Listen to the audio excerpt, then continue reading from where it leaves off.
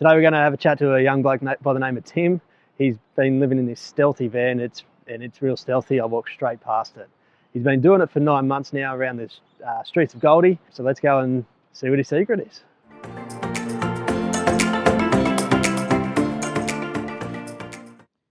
Hey Tim. Hi, Cameron. How you going? Yeah, good. Yeah, good to see you. Yeah. How you been? Yeah, really good. Yeah, really good. Yeah, nice. What are you up to? I just finished a climbing weekend away up on the Sunshine Coast. Just back here on the car park and cleaning up some gear. Nice. Getting ready for next time. So how's it treating you? How's the van life been? Yeah, it's great. Yeah, no looking back. Yeah, no troubles with the van or anything like that? No, it's all running good. Had a couple of issues with the inverter. I think this is more because I've just been lazy and left it on, and it's cooked it. I guess living van life, you just got to be ready for these little ups and downs. Yeah, it's just like life in general. I mean, it always throws curveballs, and it's just a matter of how you deal with it. But yeah, just be flexible, roll with it. Yeah. Why not show us around? Yeah, sure. Okay. So yeah, the whole design of the van was built around what you see here. So storage boxes full of camping and climbing gear. A couple of spots for mountain bikes. Yeah, and then just got all the electricals down one side. So really that was all I needed. This is what I needed to fit in, so the whole design's just been based around that. You like to get out there, you got your bikes in there? Yeah. The only thing I wish I could fit is the surfboard, but that just has to stand up the front, which is easy enough to do. But and you did all this yourself? Yeah. Just some really good guys down at Currumbin. Just bought the square tubing and then just cut it to size, and then use these nylon connectors, just push it together, a bit like a Meccano set or a big Lego set, really. Yeah, bring back memories from a young. Yeah. Oh, you've done a good job, mate. It looks pretty sturdy. Yeah, I was just worried about the weight. I didn't want it to be too weighty for fuel consumption and just general wear and tear on the suspension of the vehicle. Yep. And a lot of the climbing crags are in state forests and that sort of thing, so it's unsealed roads, and it's only a 2-wheel drive, so yeah. Yeah, most of the state forests will have camping grounds sort of associated with it, so just pay a nominal fee. I think it's like $5 a night or $10 a night. Yeah, nice. Yeah, usually got fresh water and toilets and that sort of thing. So. Bit of hiking as well, you do? Yeah, a bit of hiking, yeah. I mean, sometimes just hiking into the crag where we climb can be like 30-40 minutes. So, right. Yeah, so a good warm-up before you start climbing. Yeah. Well, and living van life's ideal for that, because you can get around and. Yeah, we've got nothing to tie you down. There's nothing. You're not paying dead rent. Your accommodation's always with you wherever you are. Yeah. And all your toys are with you wherever you are as well. So yeah, you never forget anything. It's always there. Yeah. Walk us through your electricity. Yeah, so we've got the 3 chargers. The solar MPPT, which just manages the current from the solar panels. Got the ship to shore, so essentially you can plug into campsites. Mm-hmm. And then we've got the DC to DC, which once the vehicle battery is full to capacity, the excess then comes through to the what we call the house batteries. Right. And that's just managed by this box here. Yeah. How many batteries do you have? Two 150 amp hour batteries. Yeah. And what we're running off of is probably 3 LED lights inside, couple under here, the fridge, and then charging phones. And then we've got the big blue box here is the inverter for stepping up to 240 volts. Yeah. And we're running a couple of laptops off that. And what's that inverter? It's a 1500 watt. It's probably more than we need, but the intention was to run blenders and things off it, which has a starting spike. Yep. So we thought we'd need it, and it's easier just to go and get an acai bowl down the shop than it is to get out the gear and clean it up afterwards. Of course. Yeah. And that's the flexibility of living in a van. Gives you a bit more spending cash to put back into the community. Yeah. How much solar? 3 panels at 110 each. Right. Yeah. Right. And you've been no troubles? No. Even a long overcast week probably doesn't fall down below. I think about 75-80% is the lowest it's got. So how long have you been running the batteries for then? Sort of July last year is when I moved in full time. Yep. So they came with sort of a partial charge from the supplier. That was the only time I've actually used the ship to shore, plugged it in, got them up to full capacity, then It's just been running off solar ever since. Off grid. Yeah, definitely. Walk us through your interior. Yeah. Okay. So I've seen the what we call the garage. Over the top, that we've got a double bed. Besides that, and some sort of dead space, we've got some just clothing. Another rack up here for books and whatnot. Kitchen sink, oven with cooktops. Yep. Pantry over the top. Clean water underneath, and just utensils. Right. This box here is the fridge freezer. And this is all running off your 12 volt? Yeah, that's all 12 volt, yeah. And then just a bit of a storage, just due to the height of the roof, we get like a loft over the top there, so just got storage for bulky items and instruments. So a ukulele and a guitar up in the storage? Yeah, and a cajon. Yeah, it's good to have make some sound, make some noise. Yeah. living the idyllic.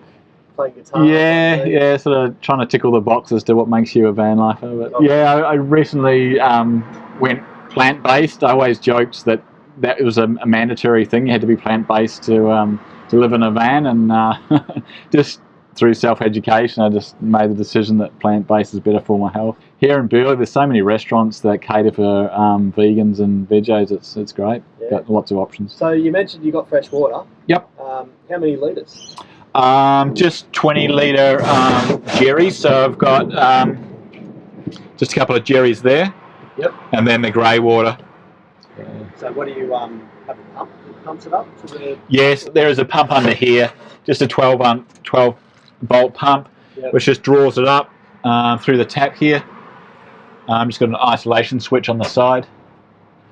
And then we've also got a hand pump for like filtered water that we buy. Yeah, at some stage there's a guy up on the Sunshine Coast who makes water tanks which will fit underneath the body of the vehicle. Look into that. I think it's 3 separate tanks that you can put underneath, and I think it'll give us about 250 litres capacity. So I mean, ultimately the idea is to travel around Australia, and I think I told you I want to have a van on each continent around the world, and just move between the vans and live life that way. So starting with Australia. So what made you start the van life, I guess? I think for me it's more of an ethical standpoint, just trying to have as small a footprint on the planet as I can. You could argue there's a lot of embodied energy in a vehicle, into its production, burning fossil fuels to get around, but I mean it's my home, it's my transport, it's all in one.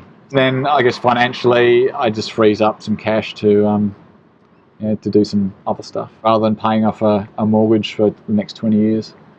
And then being able to live my life once that's done. I'd rather live my life now and then do it that way. I still work in an office 4 days a week. Yep. I do 4 10-hour days, which gives me a 3-day weekend each week. So that means I can get away, go up to the sunny coast climbing, or down south surfing, or what have you. Yeah. So what do you do for a trust? Architect. Architect. Yeah. So you design houses, but you don't live in them. No. It's like a barista who doesn't drink coffee, I guess. So you've planned out. Yeah, I've got 3D software, so I sort of modelled it, looked at the different options that were available, and came up with this. A few things I might change is just access through to the front. Yeah, it's nice to have access through to the front, especially when it's sort of inclement weather like it is today. That's good point. So you have to basically jump out, do the jolt, and then do the run around the outside of the van. So you're working around, you're parking, stopping around the streets near where you. Yeah. It's the same suburb. Yeah, I mean, I just work a couple of beach suburbs up the road, but here enjoying the beach every day. Yeah. Ever any troubles when you've been parked up for the night, mate? No. We've got a little quiet spot we go, and it's close to where we do yoga in the morning, and no one's hassles us. Yeah.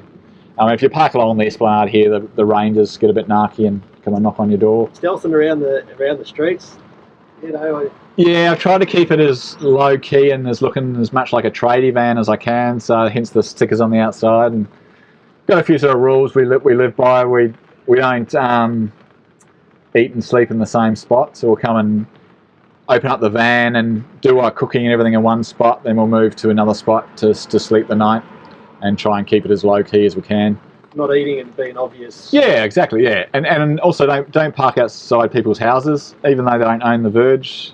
They think they do. Right, but you've got a fire extinguisher sticker. And yeah, well, I do have a fire extinguisher, and there is a first aid kit. So, so obviously, when it rains, as it is now, you're not too bothered. No. I mean, I can either go in a restaurant or go into a shopping centre, or just hang out in the van and just close it up. It's warm and cosy. And do you work from here? You got a laptop? And yeah. So you just lean up against here, and it's nice, comfortable. Yeah. We've got rock wool insulation. I think it's like 2.5 through the roof and the walls. The windows are blackout curtains, which have also got insulation as well. So that completely blacks out the light. Yeah, exactly.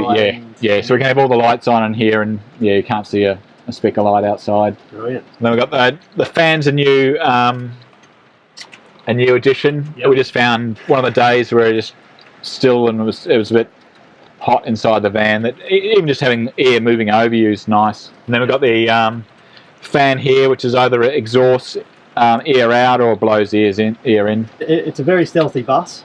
Yeah. What's its name? Migaloo. Migaloo. Yeah, so it's big and white, and it's named after the big white whale that goes past here on the coast. Boy or girl? Boy, I think. Pretty sure Migaloo's a boy. Yeah. Do you ever get tired of it? No, not yet. I can always see. I always saw myself living in a yacht or something similar. So I guess it's my land yacht. It's I like nice spaces where everything has its spot.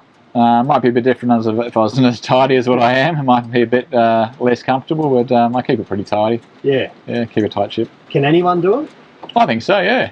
So what's the biggest challenge of living in a van? It just forces you to live more in the present rather than thinking about next week or last week, or which I think I like it. It's a good way to live. Yeah. Righto, mate. This is sometimes can be an awkward question, but what's the most interesting thing you've got on the bus? Most interesting, the kamidana at the back there. Righto. So it's a Shinto shrine. The idea is that it's a place for your family ancestors to reside in the other world.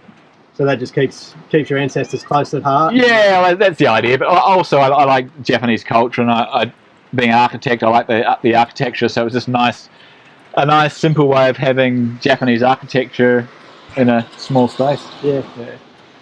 What's been the hairiest moment you've had in the van? I guess initially it's just getting used to the bulk and scale of it. You might have seen there's a bit of a scar on the top where I've reversed into an overhanging building. So yeah, so it wasn't scary, but it was definitely pissed me off. Yeah. So just getting your mind around how big a vehicle it is, and I mean it fits in a normal car space, which is why we went for this size van rather than a longer wheelbase. But it's just that extra height. It is an extra high van. That's just got to be aware of it. Yeah. One last question. Yep. Would you ever move back into a house? I don't see myself doing it now. Like I said to you, I'd like to have a van on each continent in the world: Australia, America, Europe, Asia, and just travel between the buses. And you've got accommodation and transport on each continent, and rent them out while I'm not using them. Sounds like the dream, mate. Yeah. Sounds like the dream. Awesome. Well, thanks a lot for taking a few moments, Tim. It's been a real pleasure. Yeah, my pleasure. Yeah, and good luck again with everything, mate. We're going to scoot off in the rain and try not to get too damaged. Take care. See you, mate. See ya.